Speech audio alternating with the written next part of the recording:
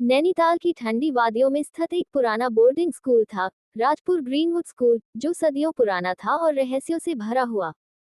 सर्दियों की एक शाम, जब चारों ओर कुहासा फैला था, एक नई लड़की स्कूल में दाखिल हुई। उसका नाम था माहिरा। माहिरा शांत, गंभीर और रहस्यमय थी।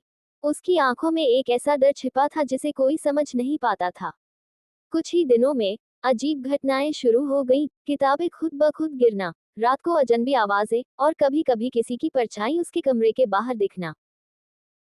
एक रात जब बिजली चली गई, माहिरा अपनी खिड़की से बाहर देख रही थी, तभी उसे जंगल की तरफ एक आकृति दिखी, लंबा, काला, लेकिन डरावना नहीं, मानो वो उसका इंतजार कर रहा हो। वो आकृति धीरे धीरे उसकी ओर बढ़ी और जैसे ही पास आए, उसने नाम बताया, रेहान। रेहान कोई इंसान नहीं था, वो एक जिन था, सदियों पुराना, लेकिन इंसानों जैसा दिखने वाला। उसका कहना था कि वो सदियों से माहिरा की आत्मा की रक्षा कर रहा है, हर जन्म में। माहिरा का विश्वास धीरे धीरे उसके ऊपर गहराता गया, और अजीब तौर पर उसे रूहानी सुकून महसूस होने लगा। पर जैसे जैसे दोनों करीब आए, राज खुलने लगे। रेजिडेंट हॉस्टल की एक पुरानी डायरी में माहिरा को कुछ नाम मिले, जिनमें से एक उसका भी था, पिछले 100 सालों से बार बार लिखा गया।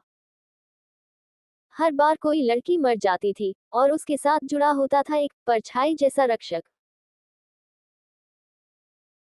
अब माहिरा के सामने दो रास्ते थे, या तो वह रेहान पर विश्वास करे और उसकी रहस्यमयी दुनिया का हिस्सा बन जाए, या सच्चाई जानकर उससे दूर हो जाए, हमेशा के लिए। लेकिन एक बात तय थी, रेहान सिर्फ रक्षक नहीं था, वो कुछ और भी था। कुछ ऐसा जिसे न तो माहिरा समझ पाए, नहीं उससे भाग सकी। और तब एक रात, जब चांदनी सबसे तेज थी और स्कूल की घड़ी ने आधी रात का